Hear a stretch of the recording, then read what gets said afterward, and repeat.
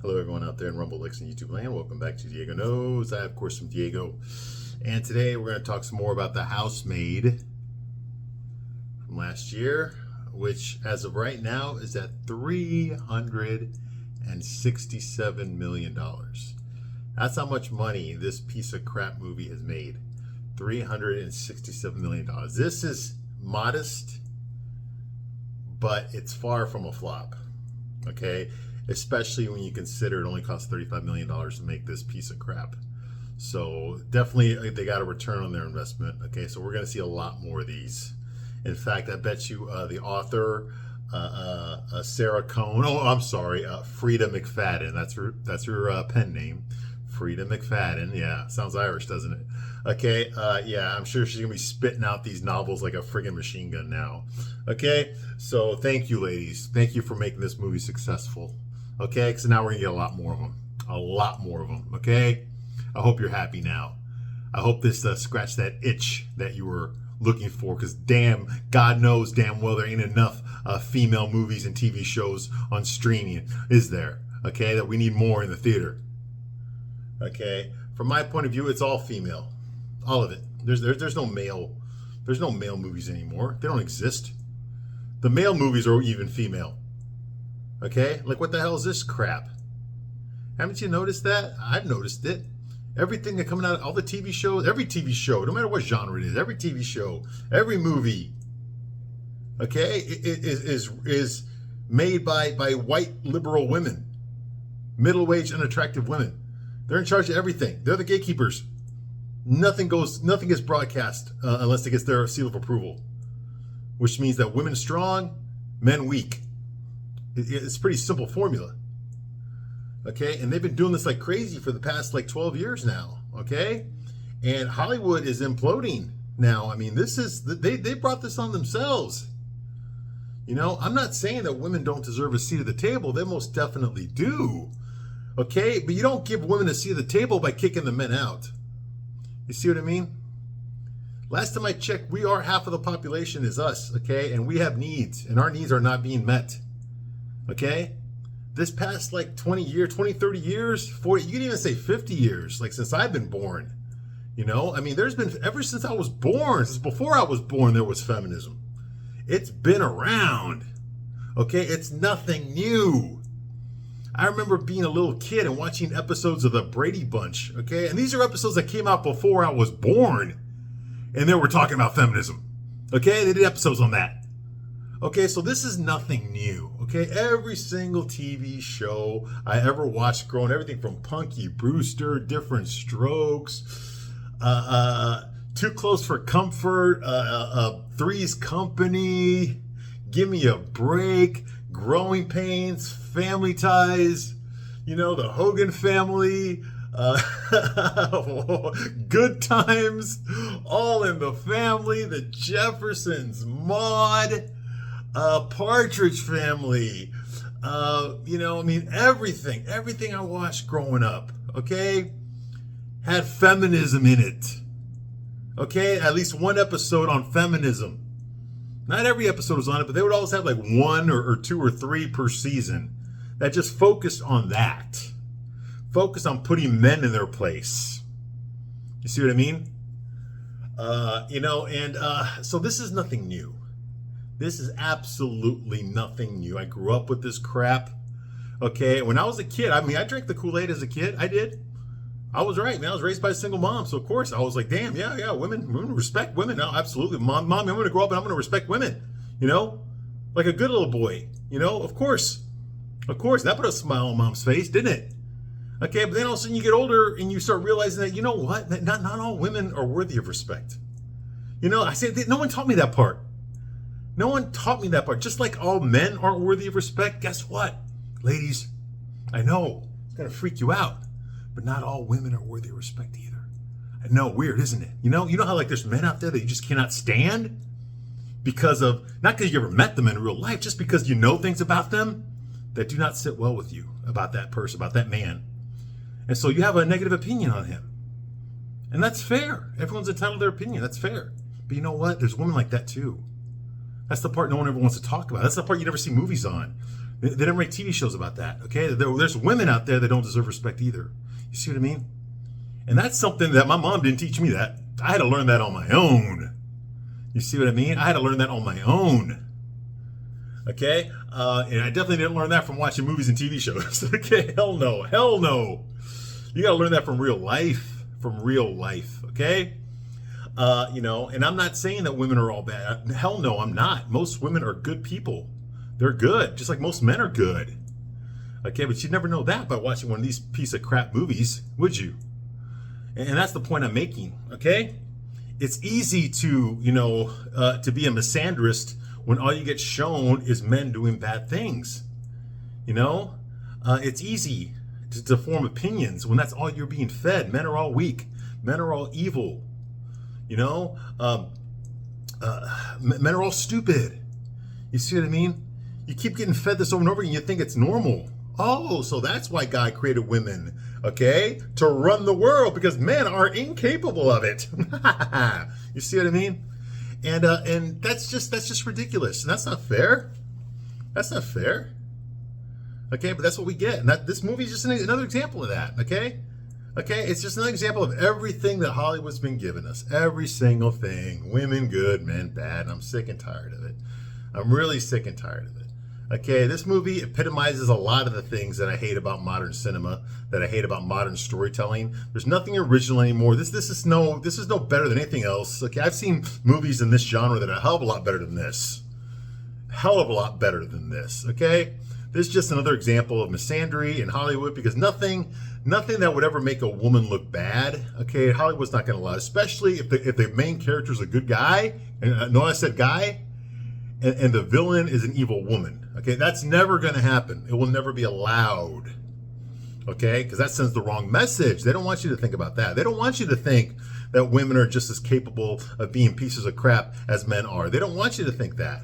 They want you to think the opposite. Okay, men bad, women good.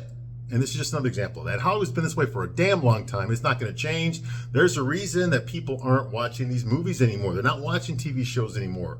Okay? Because they're all getting the same crap over and over again. The feminization of everything. Everything now. Even the stuff that was supposed to be meant for guys. Even the Super Bowl. The #1 biggest television event for men. For straight men. Is feminized. Okay? We don't even have the Super Bowl anymore. And that was our one thing. You see what I mean? Once you take that away, we have no reason to watch you anymore. Who wants to watch the Super Bowl? I watched it. But I mean, it was a shitty game, honestly. I mean, what the hell, dude? The Patriots played like they didn't have a heartbeat, But the point is that, there's nothing made for us anymore, okay? And that's the reason it's all collapsing, okay? You have to take care of your customer, okay? Not just one demographic. You have to take care of your customer. And everything right now Hollywood's making is being made for blacks. It's being made for gays. It's being made for trans. It's being made for women. It's and another way too, like Native American. Nobody cares about the Asians though. No one cares about the Asians or the Mexicans like me. So we don't count. But everyone else, yes, that's what it's being made for. Okay, despite the fact that even those demographics don't freaking like it. You see what I mean? Like, for example, Latinx. What the hell is that, dude? I'm not Latinx. Okay, I'm a Latino. Okay, I'm Mexican American. Or you can call me a Chicano. I'm a Chicano. Okay? My parents are American. My grandparents are from Mexico. My parents are American, born in America, and I was born in America. Okay? I'm not Latinx. I know some white libtard woman invented that phrase. And they're trying to make us call each other that. I'm never going to be Latinx, okay? I am Mexican American. I'm goddamn proud of it. But American first, okay? I've never lived in Mexico. And the times that I've been there, I didn't like it, okay? So no, I've only known America as a home, okay? I'm not Latinx, okay? So, and I see these things, and I'm going to call it out. Because who else do? No one in the mainstream media is going to do it. You think anyone on CNN or those talk shows on ABC or whatever, Entertainment Weekly, you think they're going to talk about the stuff that I'm talking? Of course not. They can't, because they have to toe the line, or they'll lose their job if they don't. And even if they do speak their honest to God opinions, okay, it's never going to air. They'll fire you before they let you tell anyone in America what you really think. You see what I mean? So there's job security. Everyone's afraid of losing their jobs. So they're just going to toe the line. They're going to keep feeding you this propagandist, communist crap. Okay, oh, Trump bad. Hate Trump.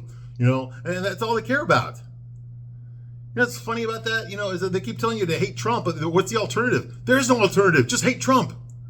We got to get rid of Trump. Okay, well, okay, what do we replace him with? I don't know. But whatever it is, it's better than Trump. You see what I mean? They don't even have a solution to their own goddamn problem. Ugh, I know, I'm trying to get political here. But the reason I'm doing this is because it's all political. This movie, this goddamn script is fucking political. Okay, everything about this Housemaid is political. Okay? It's towing the line. It's pushing the narrative. The stupid women are victims or they're empowered. Which one is it? Okay? How can you be a victim and empowered in the same damn movie?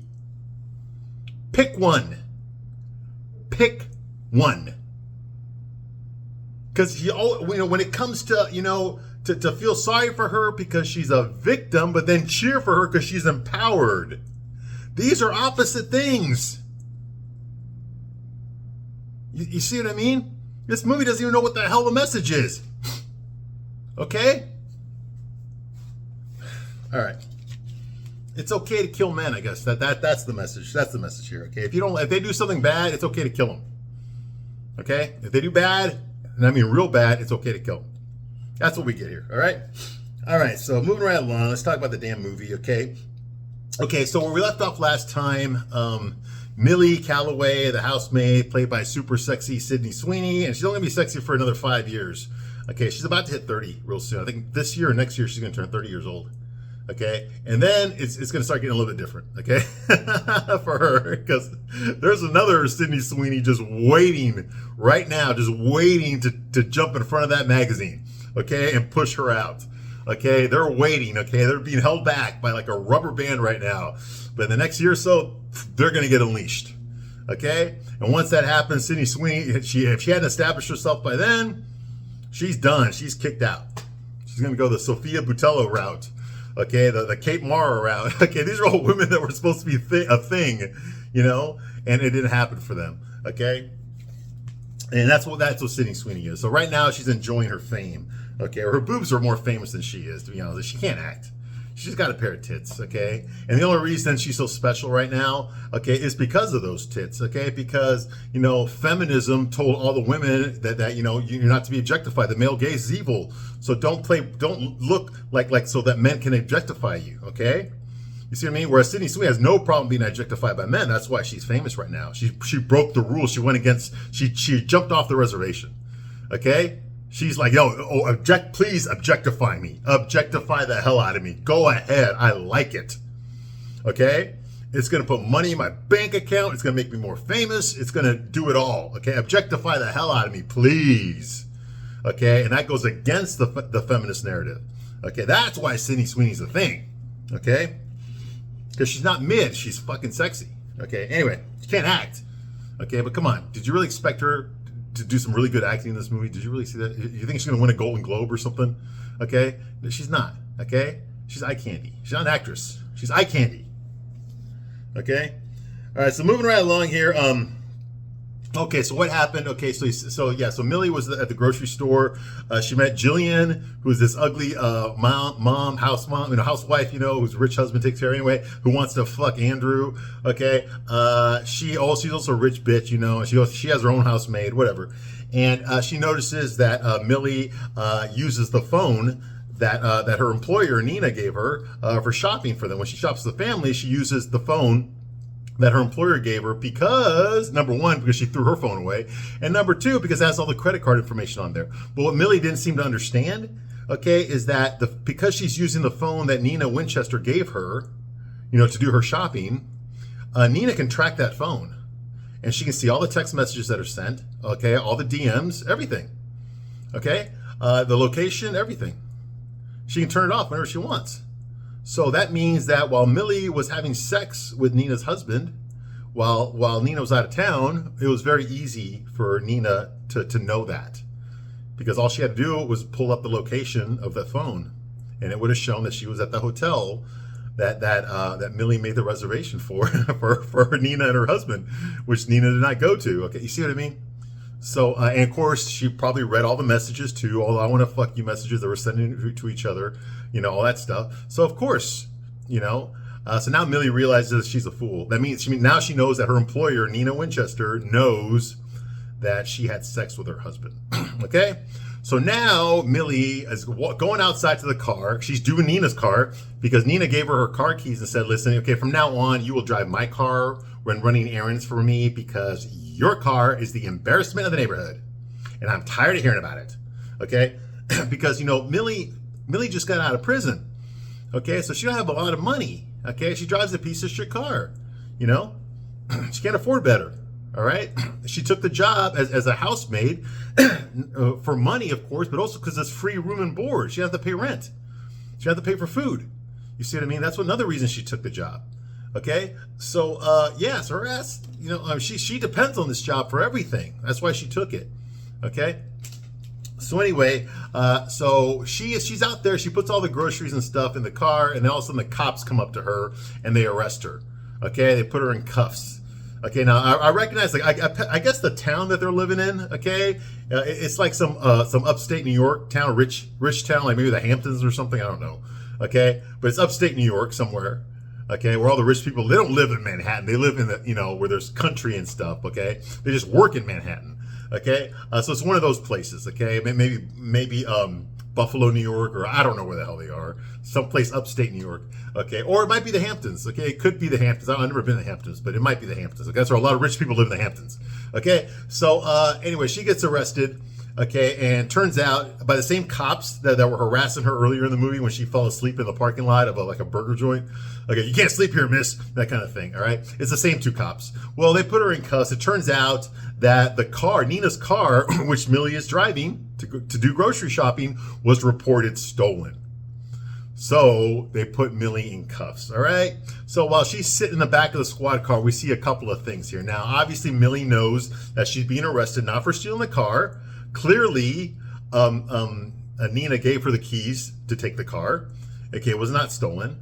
The reason Nina's doing this is because Nina knows that when she was out of town this past weekend, she knows that Millie fucked her husband.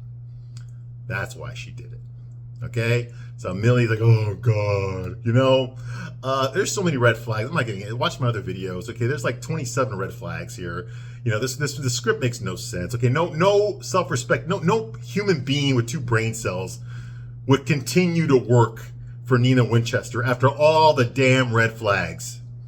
Everything from her room is a dungeon, okay, to the phone, to the car, to wanting to fuck the husband, to the daughter treating her like crap. There's so many damn red flags. It's completely implausible this would ever happen in real life.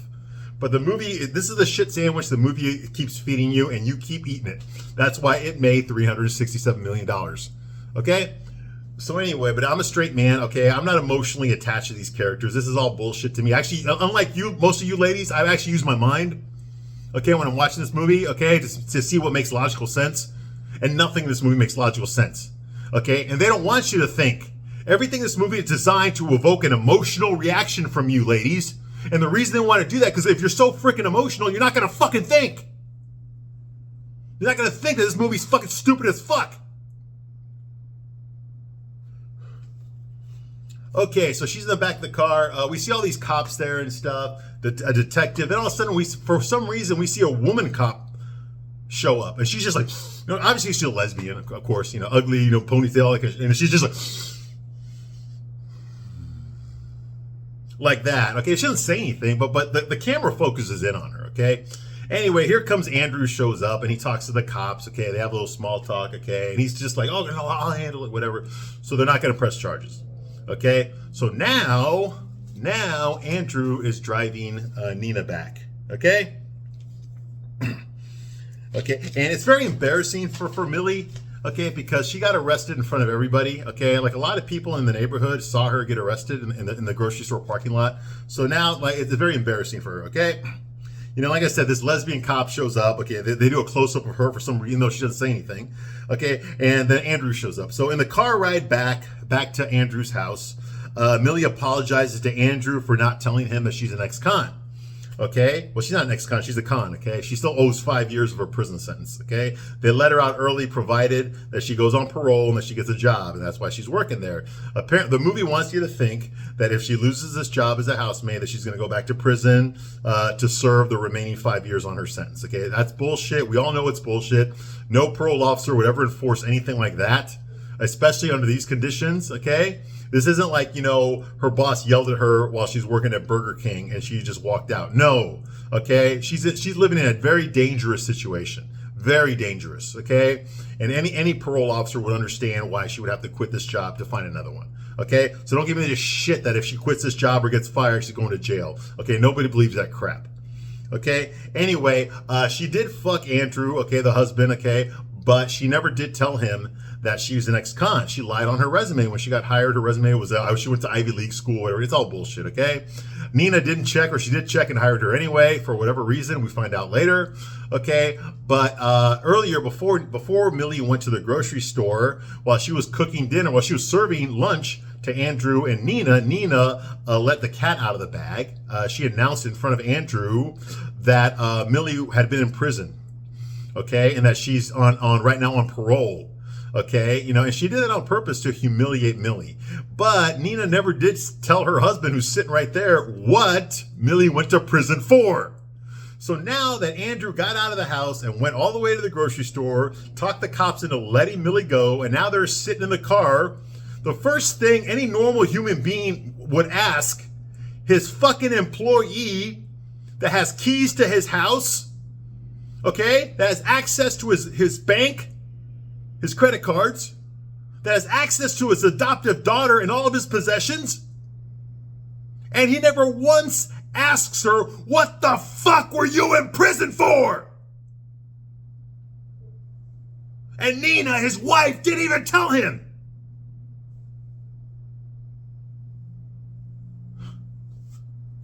Do you see what I mean? This movie makes no fucking sense.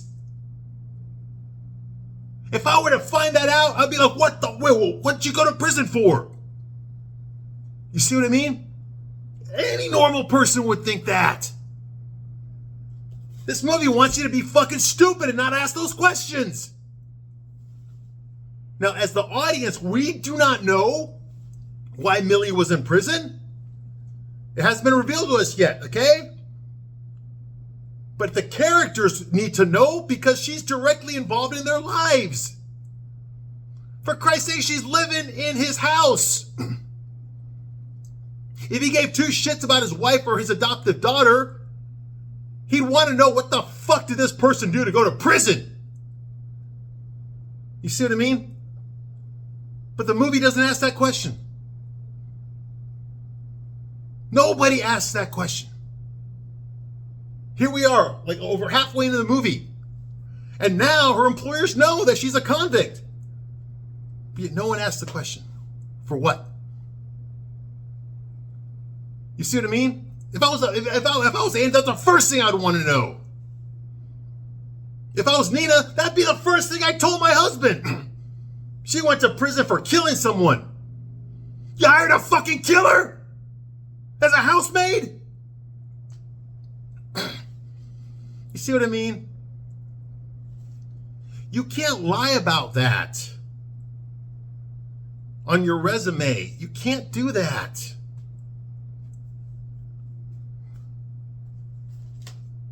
Even if it was self-defense, which it wasn't, you can't lie about something like that. What do you think's going to happen when they find out? You know, it's not like you got caught shoplifting. It's not jaywalking. It's not petty theft. You see what I mean? All right. The only thing, she apologizes. So Millie apologized to Andrew in the car. But the only thing she says about whatever she went to prison for is she said it was a mistake in high school. That's all she says. It was a mistake in high school. And because this movie was written by stupid fucking way, it was written by the goddamn woman that wrote the Vampire Diaries. She wrote this piece of shit script. Okay? Andrew's response to that, to Millie saying it was a stupid mistake I made in high school, Andrew's response to that is, I don't care about your past. I don't care. It's not important to me what you did. This woman is in charge of your money, your property, and your family, and your food. And it's not important to you?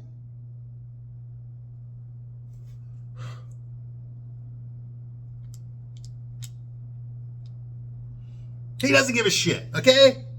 He's okay with a woman who did 10 years in prison for something.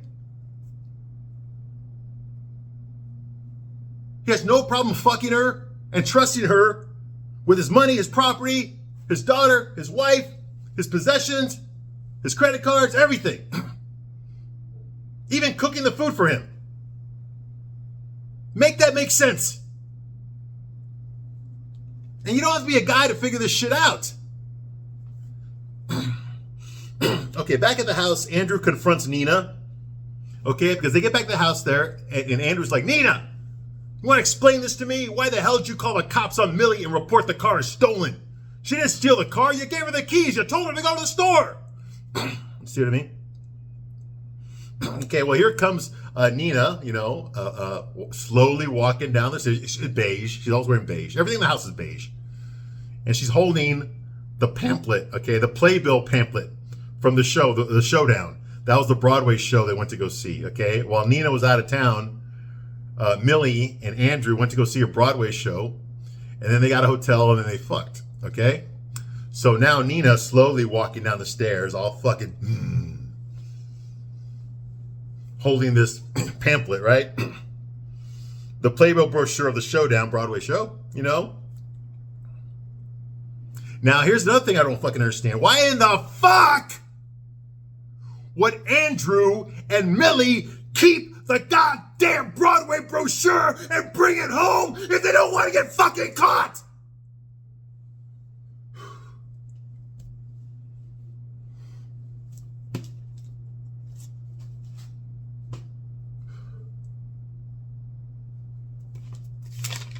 Now, I don't know if this is Frida McFadden's fault, because I didn't read the book. I ain't gonna fucking read the book.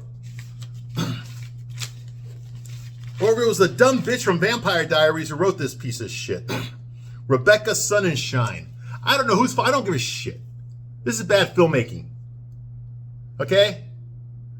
The guy that made the goddamn female Ghostbusters movie from 2016, remember that one? The one everyone hated? Okay, he's the same piece of shit that made this. Paul Fagg. That should tell you everything right there. All right. Nina says, I know you took her to the city. I know you used the hotel room that you made the reservation for. And I know that you fucked her. Andrew's like, sweetheart, you're imagining things again. No, she's not. All that did happen. And Nina says, what I imagine is Millie's parole officer is going to be very interested in knowing that she no longer has a job. Andrew, okay, he says, Nina, your cruelty makes me sick. I would like for you to leave. I cannot sit here and watch you destroy this poor girl's life. I won't allow it. Please leave my house. And he's like, you mean our house? No, my house. My house. My house. You can't do that.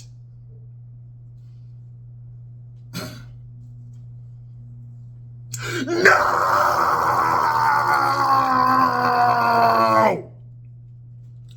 Yes, he said it like that.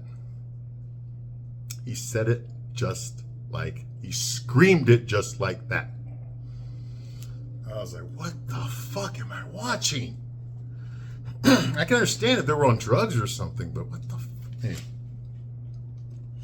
So Nina's like, and she looks at Millie, and Millie's just like, and she's like, I'll help you pack your things, Nina. Just like that. Well, what does Nina do? She's like, she lays the slap down right on Millie's face. Okay? And then she grabs her by the head, you know? And she's like, fuck you! Nina storms off. She doesn't get her shit. She just fucking goes straight for the door, grabs her purse, grabs her car keys, goes straight for the front door and out the fucking door. Storming out the door. Okay? She gets in her car. She drives up to the gate that says with the W on it, Winchester. It opens up. And then while she's sitting in her car, she just starts screaming. Ah! Just starts screaming. In her car. That's the end of that scene right there. Okay. All right. Pretty dramatic, right? Like I said, you know, this scene would have been really good if any of the fucking story points made sense. Okay? I already told you, nobody would leave the evidence. If they weren't trying, when you're trying to hide something, you don't leave evidence. Okay? Why the fuck would you bring the playbill brochures with you home if you didn't want anyone to know that you went to the fucking theater? Okay? I mean, this is fucking ridiculous.